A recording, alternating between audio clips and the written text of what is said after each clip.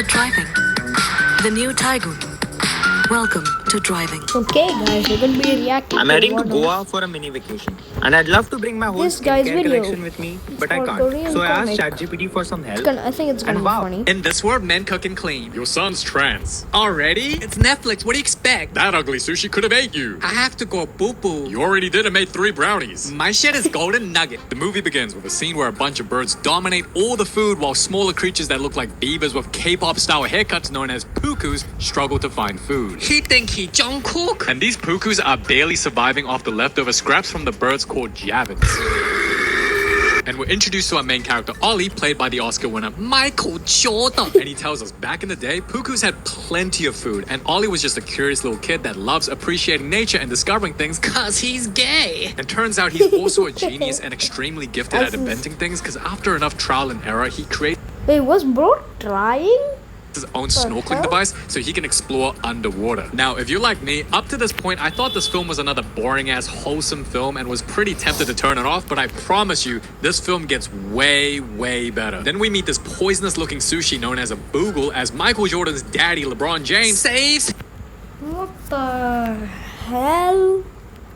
My left is ugly. his ass. Coochie. and they head back home. In this world, men cook and clean. Your son's trans. Already? It's Netflix. What do you expect? That ugly sushi could have ate you. I have to go boo-boo. You already did and made 3 brownies. My shit is golden nuggets. So his dad tries to convince him he needs to live in fear and hiding because a puku's destiny is to be a scared loser since they're a target to every other animal. Then Ollie's granny tells the story that Wrong ago, when the other weird rooking creatures were cheering. this annoying ass wolf starts crashing out picking on smaller animals to compensate for a small wolf wee-wee. But thanks to these giant tree elephant looking creatures known as the Zoopulla, they gave the other creatures a bunch of food and magical pods that make one change into different animals, which allowed all the animals to live in peace because they all understood each other. But the annoying ass wolf didn't like it because he thinks living in peace is gay, so he takes a pod for himself and turns into the fire wolf and uses his new form to destroy and burn everything in his way, killing the zoo because he the toxic. And after driving the rest of the zoo away, he creates a dam to block and prevent the zoo from ever coming back again so the fire wolf alone can rule the valley. And the granny explains the fire wolf still roams around to this day, but Ollie's like, meh, you're not scared? The fireworks should have killed everyone. That would have been funny. Are you sure I'm the father? Then later we see Ollie and other pukus have mountains and mountains of food, as putting brown bowls in their mouth is their main source of food. I What want the brown hell? balls in my mouth. Then Ollie, seeing a baby Hey. javin, decides to approach it as we learn pukus can see things through their nose by smelling. Hi, the fuck you looking at? So they end up having a wholesome exchange as Ollie teaches this baby javin how to eat their brown bowls despite everyone in his life telling him not to trust outsiders and stop being curious. And the two be happy because they get to put brown bowls in their mouth. Lona, I taught her how to eat our only food source. then the baby javin calls his cousins, bros, and aunties, and next thing you know, the baby javin teaches the others how to eat brown balls. And just like that, all the javins pull up to eat the puku's only food source. So thanks to Ollie and his curiosity, the pukus are now gonna go Extinct. Boy, I knew I should have pulled out. But surely the Javins were eventually going to find out sooner rather than later, right? Like, let's say the Javins just continued to observe the Pukus. They would have figured it out, so blaming all of this on Ollie as a kid is pretty harsh. Now, fast forward to present day, Ollie is seen as a failure while the Javins have grown a lot more in number. Oh, Ollie, wear that leaf umbrella like the Asian grandma scared of the sun. Then he hears from the other Pooh Beavers they're not going to make it through the winter and they're all going to die because there's no food. I shouldn't have nutted. So the failure brings his Pooh Beaver dad a single piplet ball when his dad grew up with mountains and mountains of food. That's like showing a report card full of E's and F's to your parent who's a doctor. It's not impressive. Hey dad, I know we're gonna go extinct because of me, but I found this. Are you proud of me? You don't sheeper. Yeah, I know you want your parents' validation, but bringing a single black bowl to him expecting him to jump up and down isn't the best idea. I'm such a failure and smell like poo. Then he suddenly remembers that he's always been a genius, and dude comes up with an idea to get more food for a species while also getting the Javins to go away. So he packs some glass and uses the glass's reflection to shoo the Javins away, and it works. Meaning he pretty much figured out a way to make sure the Pukus won't go extinct and survive the winter. I like pasta. But one Javin challenges him. So he goes, come at me, bro, and his attack kind of works, except it would have been much more effective if there was a bunch of Pooh Beavers doing it, so he ends up falling into a hole. And it ain't just any hole, as Ollie finds the same magic pod told in his granny's stories, and unfortunately for his Pooh Beaver ass, he becomes the Gwen Stacy wannabe from Amazing Spider-Man and falls from a broken web. That's original. And later his friend goes looking for him, and am I tripping or does this Puku look like he's been eating good? Like he looks like he can survive through the winter, no? And when they they hear Ollie, they tell his ass to come out, but Ollie has now transformed into a Javin. Oh, bro got an upgrade. Mama, wait! Ollie? And Ollie had plenty of time to say he found a magic pod and transformed just like Grandma said in her stories, but nope, he doesn't mention it. So they think a Javin ate Ollie and pretty much gangs up on him to make him jump off a cliff. And the next morning, Ollie hasn't fully grasped the fact that he's a Javin, so when other Javins pull up, he goes into hiding like a true poo beaver. oh, hello. Ah, she's British! And in the Javin's eyes, he looks like a crazy druggie. His dad should have used protection. I hate you. I think you're cute. I'm ugly. Then Ollie learns he can now communicate to all animals because he touched the magic pod, which only makes him look even crazier, and we're introduced to Ivy, who admits she did nearly drown him and give him some brain damage while he was unconscious. And these are Ivy's NPC sisters, and hearing a howl, Ivy decides to cover him in poop because she finds out he can't fly so that the wolves can't smell him. As we learn, Ivy's pretty damn bossy. You do as I say. That's why no one likes you. And when Ollie's in hiding, that's when he's convinced he saw the firewolf and realizes the story his dad and granny said are all true. And later he wipes off some poop and meets some sushi called a booglefish who's very Dumb. Can you be my best friend? But you stupid. But somehow the Boogle knows where to find another magic pod, so Ollie goes to go get it, while Ivy's nosy ass starts stalking him because she's bored and has no friends. And when he actually finds the pod, Ivy asks him if he gets the pod, will he come back to Javin Rock with her, which is her home. So he agrees without really thinking much about it, so her impatient ass decides to go get it for him. And Ollie clearly screaming, don't, she ends up doing it anyway and turns into a puku. No.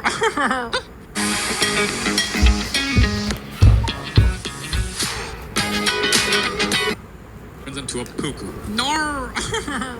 Why am I worried? It's because of you. I'm tempted to make you taste my poo. 会呀.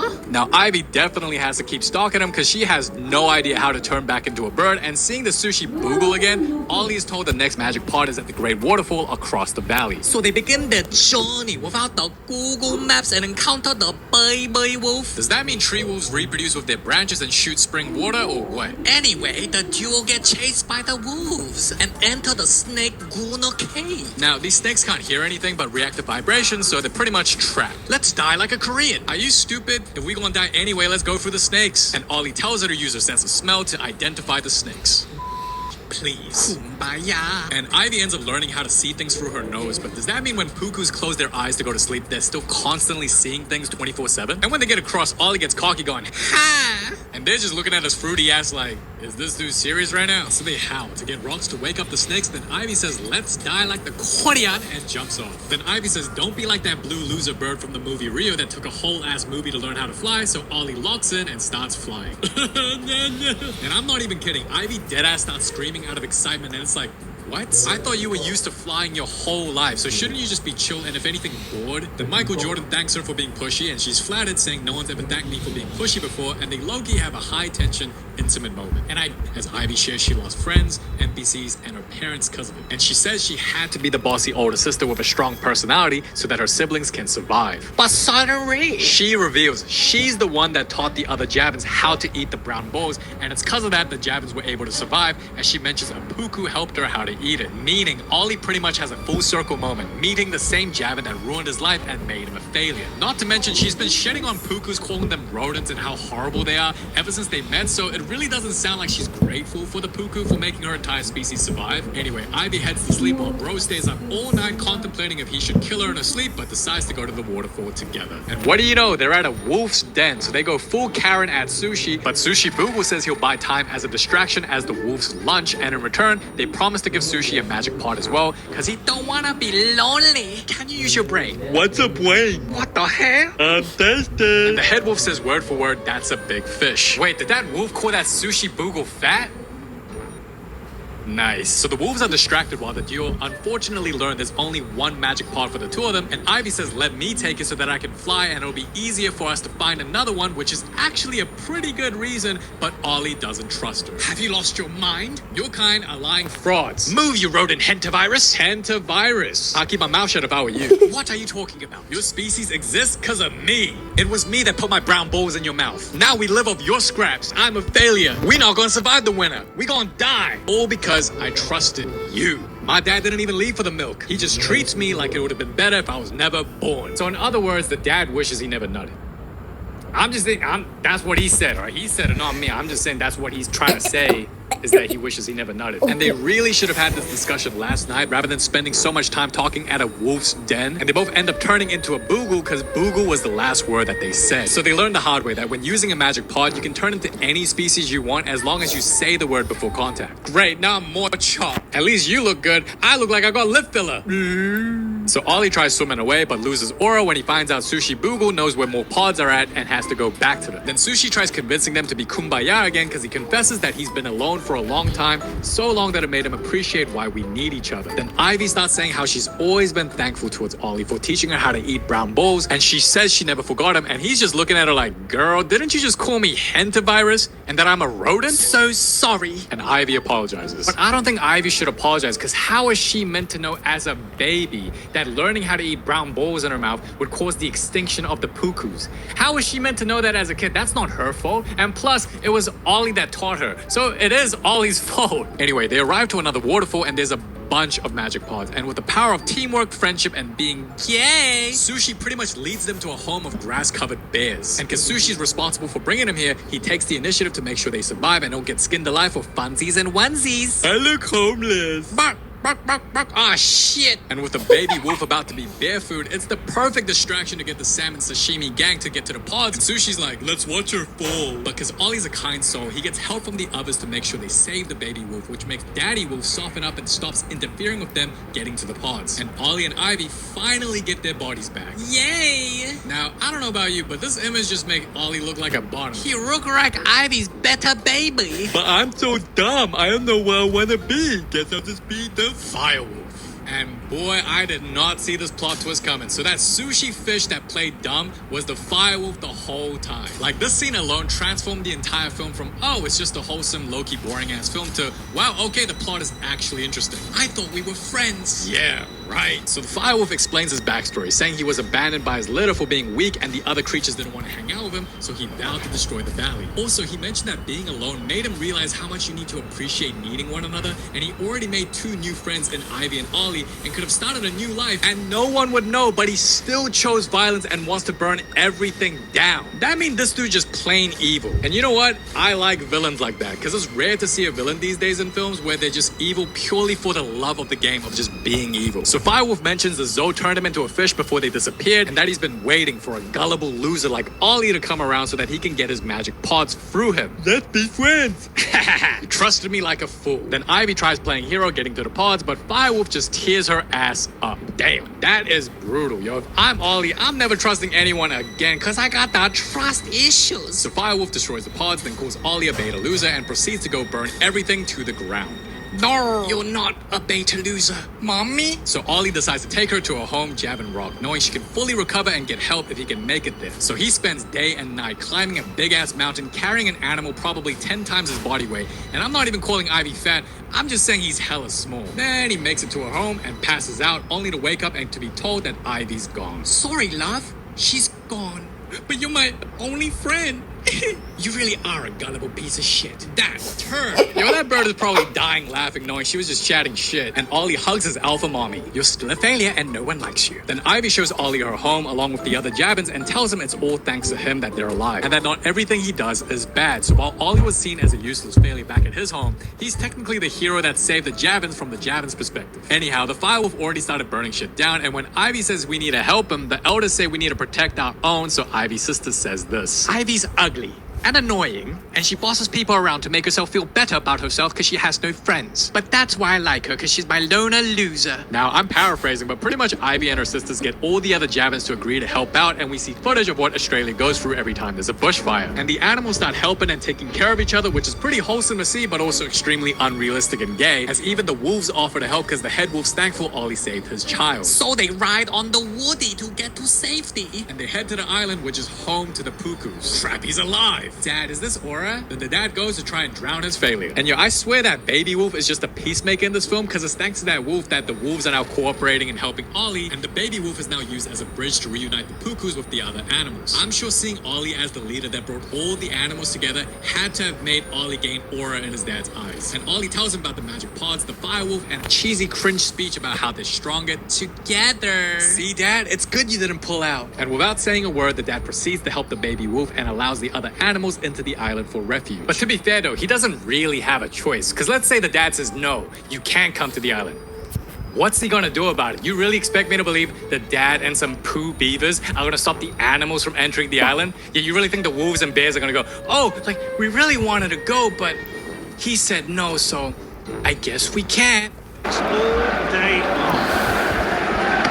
Is this it? What a free kick. Different goals Well and executed. Oh, so I guess we can't.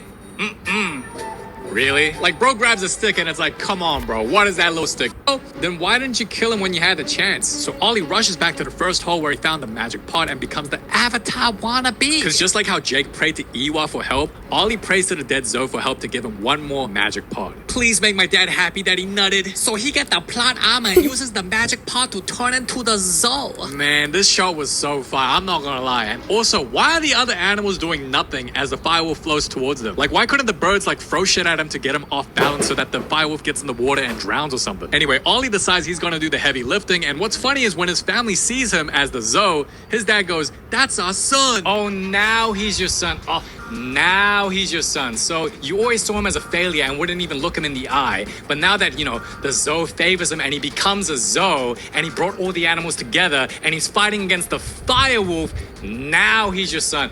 Oh, you know what? You know what, Ollie? You know what Ollie should do? He should ignore his ass. Now, what's crazy is Ollie faces the firewolf at the perfect time. All he has to do is capsize the wolf, then remove the supporting log, and the firewolf will drown. But you know what he does? He yeets the wolf back onto dry land because he does stupid. And since he's the Zoe and can make as many magic pods as he wants, he uses one to turn firewolf into a fish, but his plan backfires. Thanks for being stupid. And the wolf proceeds to put Ollie on fire to slowly burn him alive. Yo, how did the Zoe create a miracle for you and you still fumbling and can't stop the firewolf? Also, if Ollie's the Zoe and can make as many magic pods as he wants, then why not just make like a bunch of the animals into firewolves by using the magic pods that you can make, and then now it's like 20 good firewolves against one bad firewolf, and then you win. Easy, problem solved.